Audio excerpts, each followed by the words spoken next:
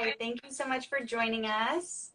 I'm I so have a, glad to be here today. yes, we're so lucky to have you here. I gave a brief introduction that you are the founder of Labor of Love and Moving Toward Ease. And as we discussed previously, you're going to be talking about the emotions of birth today. So I will turn it over to you. And if you want to tell us a little bit about what you do with Labor of Love, we would love to hear. Great. So I've been helping moms for about 30 years now. I've been involved in the birth community. And currently with Labor of Love, you can connect to me for online childbirth classes. I'm retired at this point from having done a lot of births as a doula. So I'm not doing the doula thing, but I am holding Zoom classes to try and fill that need for moms and dads. And I'm doing Tuesday morning mama mentoring support group, that's free. And then I do Wednesday evenings, I'm doing little mini 1 hour childbirth prep classes that people can join. I have an event coming up on Thursday, October 15, which will be targeted specifically towards preparing for postpartum recovery. And so those are and then, you can also connect with me to have your own unique, individualized recording made. So we would do a session where I help you go into a deeply relaxed state. We do breath work, body work, and then you get the recording to practice with to prep for birth. So it's your Wow, own unique visualization, relaxation tape. I like that. Um, so yeah, so That sounds great. That's awesome. I know we met about 5, 6 years ago when I had my first baby and I was going to your mama mentoring group. And that was where I found some great connections with some moms that I've kept in touch with along the way. So I love that, especially in this time of COVID, you have continued to evolve to find ways to help parents. And honestly, I feel like some of these methods that you're doing with these 1 hour classes and these Zoom sessions might be a little bit easier for families to manage, especially if they have multiple children or things like that, than having to pack everybody up and go and do all the things. right. I mean, there's some real advantages for Yeah, families. We all know that we're missing that connectivity piece, though. It really is absolutely. different to be in a room with people. Yeah. On the other hand, I'm finding more and more that connection can come right through. Yeah. It is not something that is bounded by the time and space of a place. So it's much more timeless than that, and it's much more universal. And so it actually energetically comes right through the screen. Awesome. Um, yeah. Yeah, So and I definitely believe if anyone can pull that off, I think you have the experience and the gifts to do it. So thank you, Jennifer, for continuing to serve the community and work with all of the different changes that COVID has brought so that you can serve all of the families here. I'm on behalf of our families, I'm so grateful. So today we wanted to talk a little bit though about the emotions of birth. So I wanted to just kind of give you some space to talk about emotions and birth and what that can look like and feel like for different people. And then we can go into some questions if any questions come through, and we'll kind of wrap it up from there. yeah. So it's an interesting topic because so often when we're taught in birth classes, it's really a lot about the physical aspects. What is your cervix doing? What stage of labor are you at? Even the physical aspects of how can your partner physically support you. And all of those things are wonderful. But the reality is, if the emotional piece isn't right, all that other stuff is probably not going to work in the end. And here's why.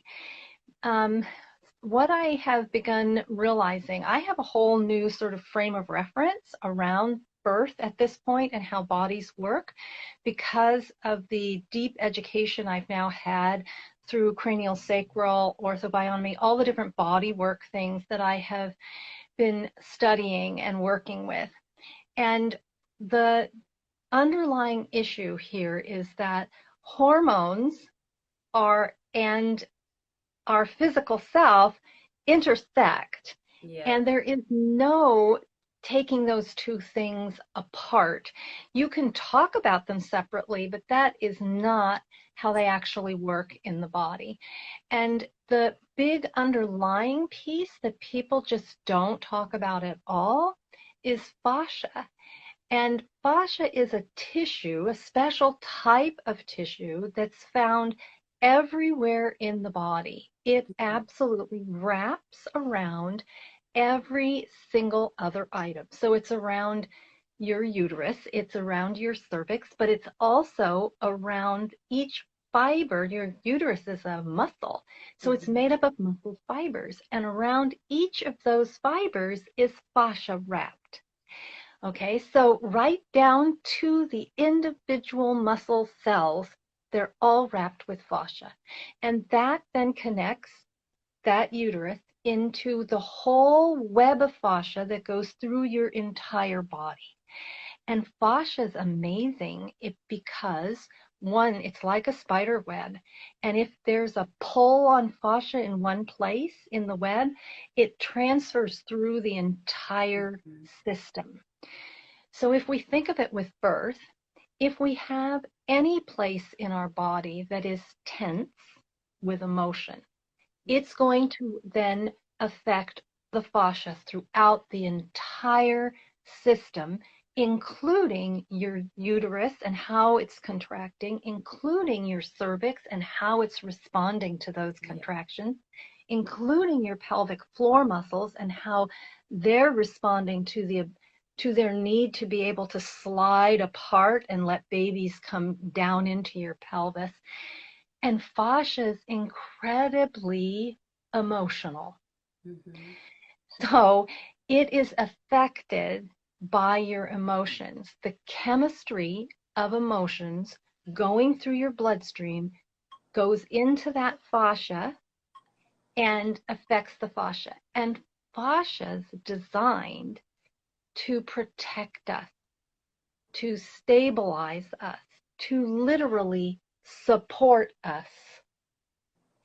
And so when it feels threatened in any way, whether that's by a thought in your own Mhm. brain, whether it's by something else that's going on in your room, like two people in your space while you're trying to labor that are not getting along, Mhm. whether it's about the woman's reactions around the intensity of the labor process, any of these things can spill over into her fascia going into holding mode. Mhm.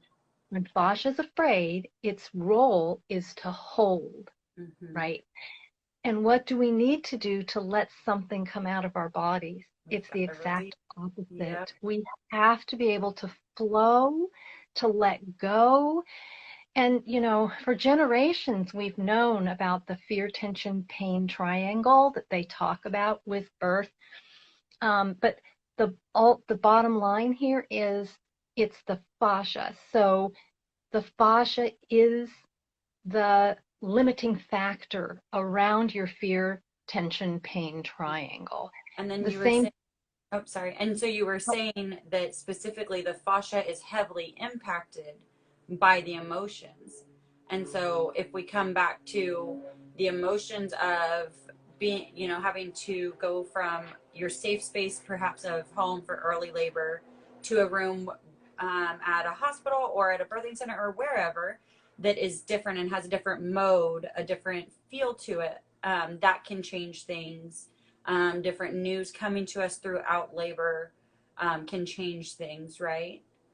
Correct. So this is one of the reasons why you might, as a doula or as a birthing mom, you might feel like you're really far along and things are really cooking at home and it's time to go ahead if you're planning a hospital birth to move into the hospital.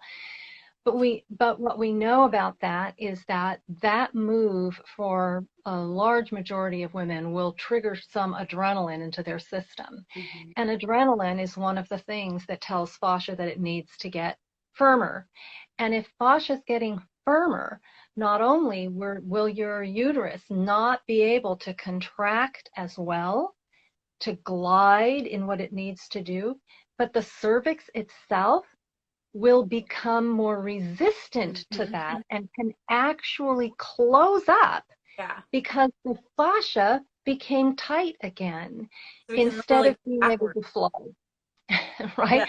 Yeah. So this is why you get to the hospital and it's like, man, you thought this woman as a doula. I was like, let me back up. Don't do vaginal checks as a doula, but you get this sense of where you think a woman might be. Yes. So you're thinking this woman's probably a 6, and you get to the hospital and it's like, yeah, no way. As soon as they check her, she's a 3, and you see the whole labor has completely changed. The pattern has spread out. Contractions aren't as strong. The nurses are kind of looking at you like, why did you bring this person in? Mhm. And it's like, all I can tell you is at Surprise. home, we were really rolling here, Yeah. right?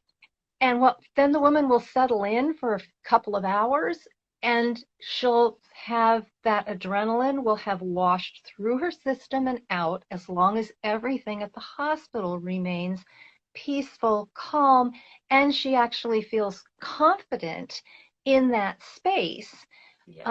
rather than wishing that she were doing a birth some other place. The same thing would be true with a mom that's in labor at home. She's chosen a home birth. And let's say she's one of those moms that just isn't quite going to feel confident until her midwife is right there in the room with her, Yeah. right? Um, so these kinds of things just really impact how a labor is going because it's impacting it right down to the cellular level Absolutely. through our hormones. So, what are some of the things that, as a partner or support person, family member that's supporting, if I'm supporting my sister, what are some of the things that we can do to help with the emotions for a birthing person? Right. So bottom line is fascia likes support. It likes it physically in the body. So it likes feeling like it doesn't have to do the work of holding the mother up, of holding her own bones within her skin. At that point in labor, the whole idea is to let your fascia melt as if it's not, doesn't need to hold anything together anymore. And the more melting that the woman feels, the more she needs